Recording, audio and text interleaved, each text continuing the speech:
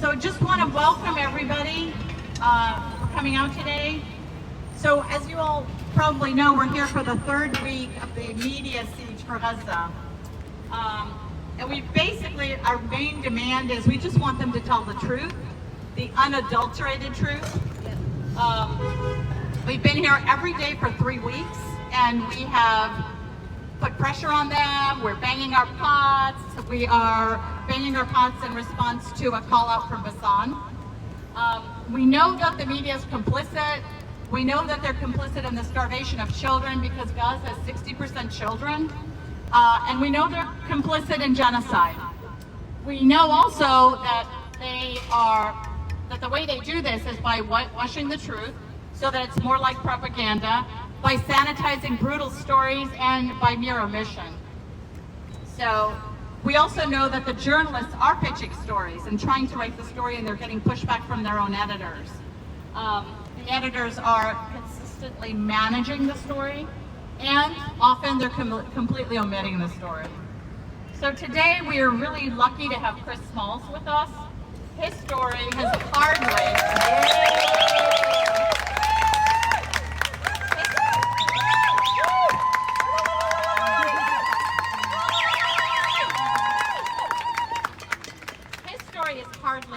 been covered by the media.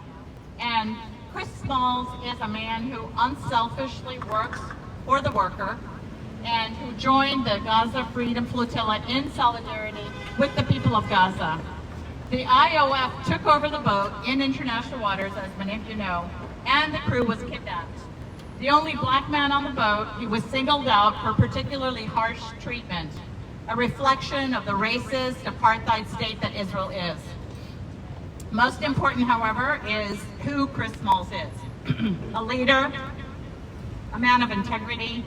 He is a prominent labor activist. He is an American labor organizer, known for his role in leading the Amazon worker organization in Staten Island, New York.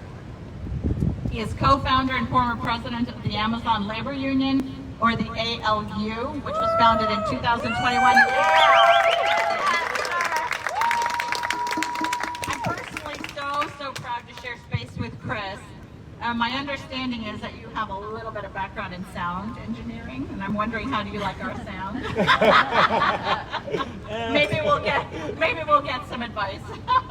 So please, a really good, solid solidarity welcome for Chris Smalls.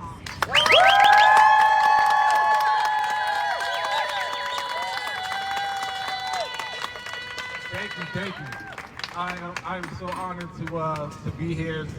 Fresh off the train, by the way. I love it. I mean, to come from where I came from last week, a prison in Israel, to come back to a warm welcome to the community. It's been very humbling. It definitely keeps me going personally, motivates me to continue to fight.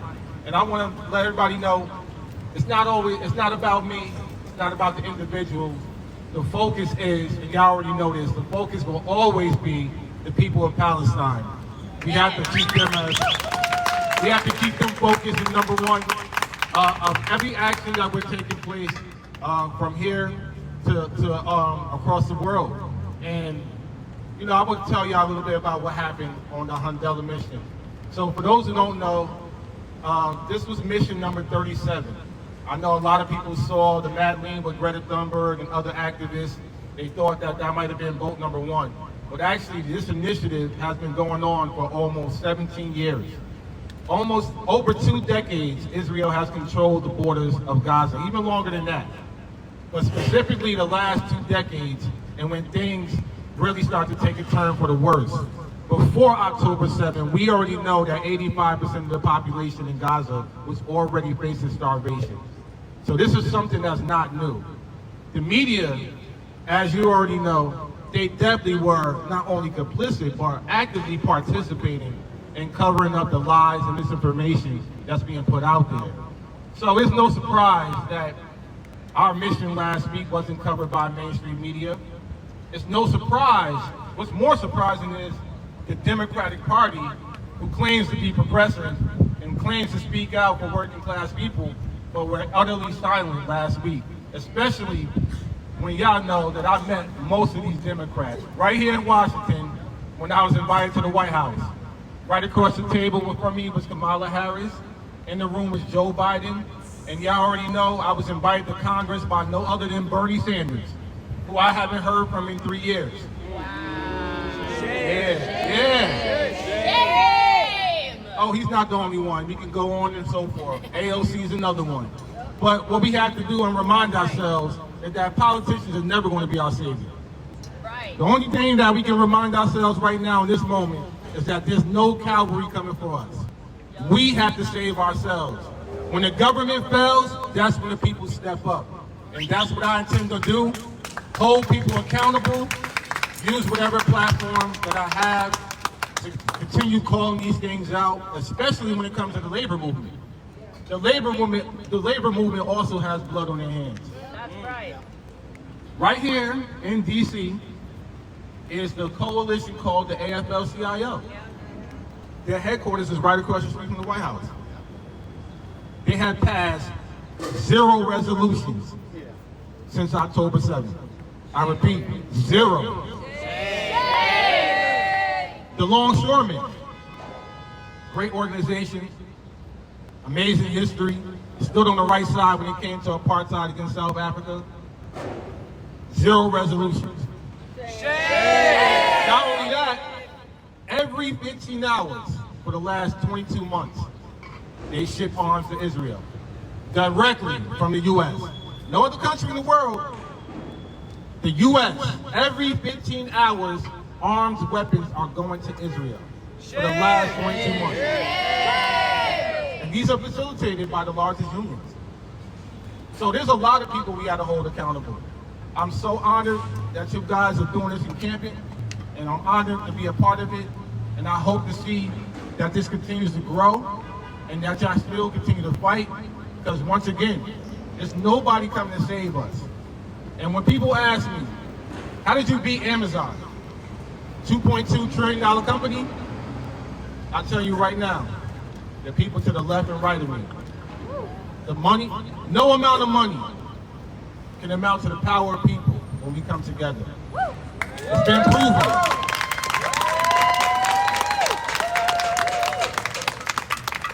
So look to your left and look to your right and say, I got your back.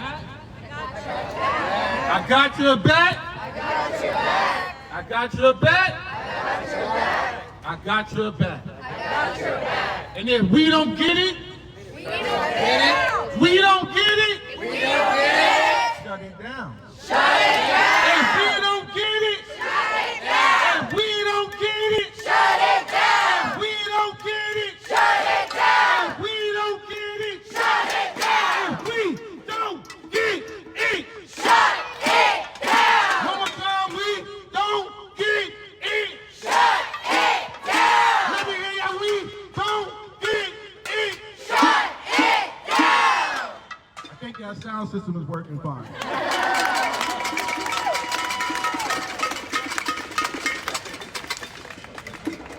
I will end off with this. Right now, in the last 2 years, over 500,000 people have died in Palestine. The numbers are not what they put out there. I tell you that right now. And I'll give you a little bit more of an insight. How much death is over there. 100 miles away from the Gaza Strip, our boat on the Handala was swarmed with flies. That's how bad it is. I could go on about it, but hope to see y'all tonight at Busboys and Poets. And thank you for inviting me. I will definitely be back in D.C. I got a lot of people to pick fights with. So give me a space when I come back down here. I love what y'all doing. Keep up the good work. Remember, the power will always remain with the people. Love and solidarity, y'all. Thank you. Thank you so much. One more time, give it a big hand to Chris Smalls. I wanted to ask you a couple things, Chris. And it's interesting. Gaza has awakened us in so many ways. We oftentimes think of democracy as elections. And as Chris said, the politicians aren't going to save us. It's people. It's people's movements that are going to make the difference. It's always about the movements. I remember Howard Zinn saying that. So many times I asked Howard, I said, what keeps you hopeful? He said, people. It's the people movements that make a difference. And I remember the day that Obama got elected, back in November 8th, 2008.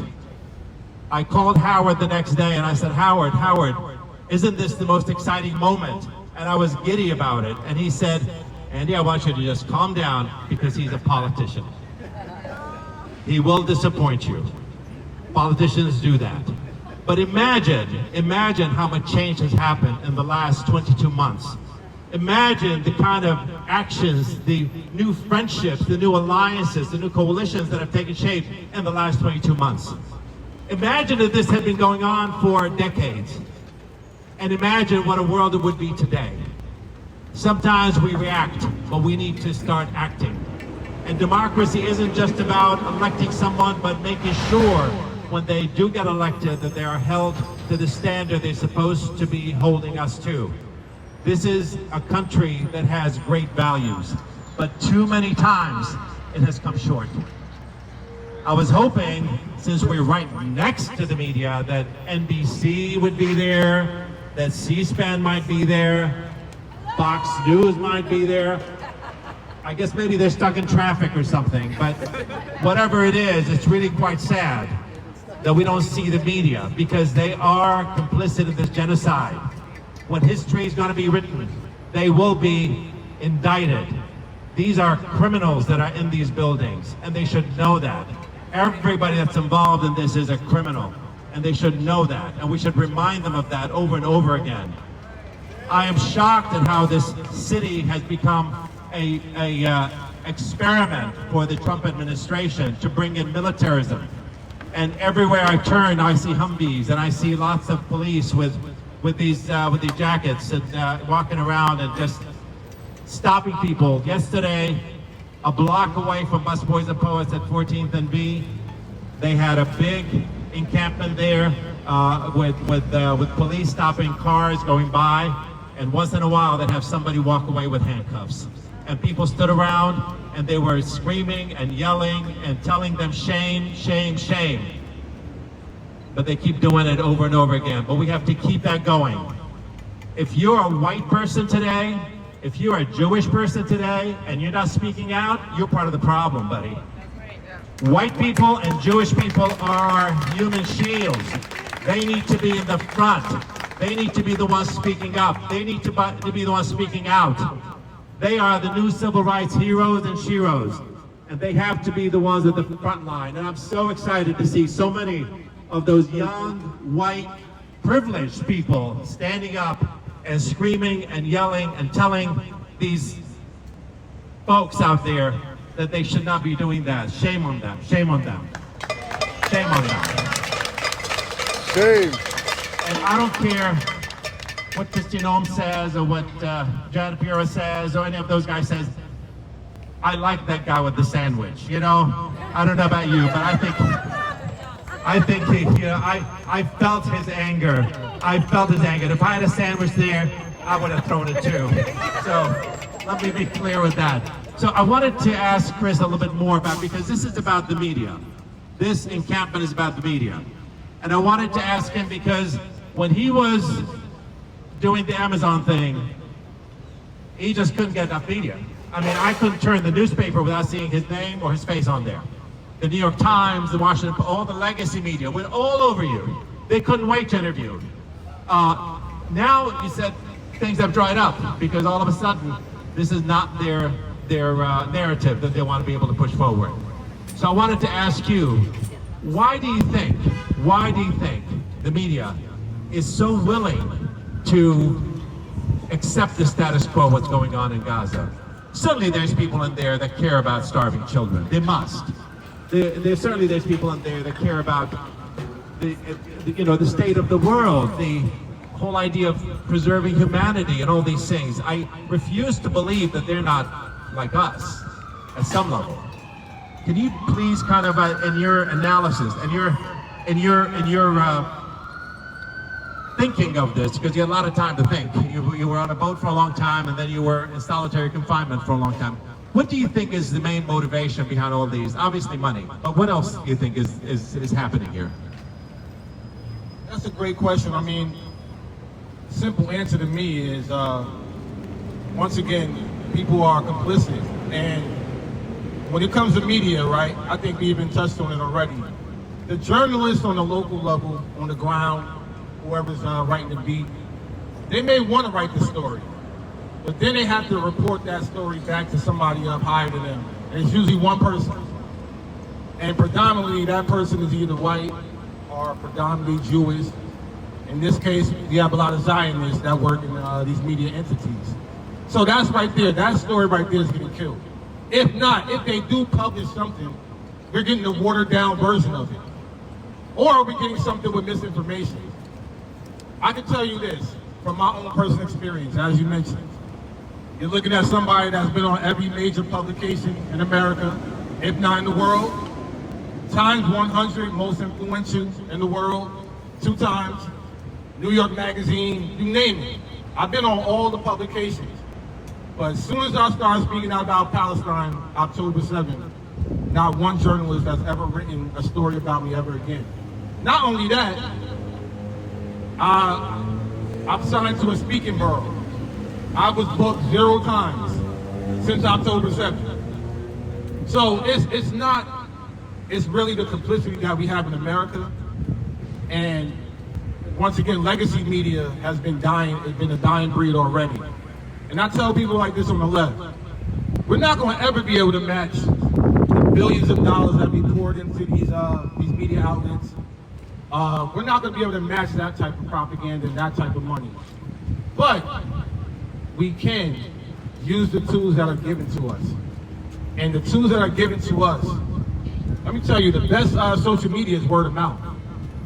I grew up in the 90s. I used to be a rapper, if you couldn't tell. And when I used to get people to come out to my shows, I would have to go to college campuses and pass out leaflets, talk to people every day, talk to them face to face. This is the best type of organizing right here. The media is never going to tell the truth. Even whatever they put out there, there's always going to be some misinformation in there. The left, we have to create our own propaganda. Not only that, all these teacher unions, we have to create mass education and add real history of labor, real history of Palestinian liberation to our curriculum. It's missing. I can talk on and on about media, but I can tell you this. They'll love you today, they hate you tomorrow. Same thing in New York. New York is a mecca of media. The media loved me at one point when I was a fired Amazon worker. But see, as soon as I became a pro-Palestine labor leader, is radio silent. I don't rely on them. I rely on the people to tell the truth. And that's what got me here. Speaking truth to power. And when you speak truth to power, that's the biggest threat to them.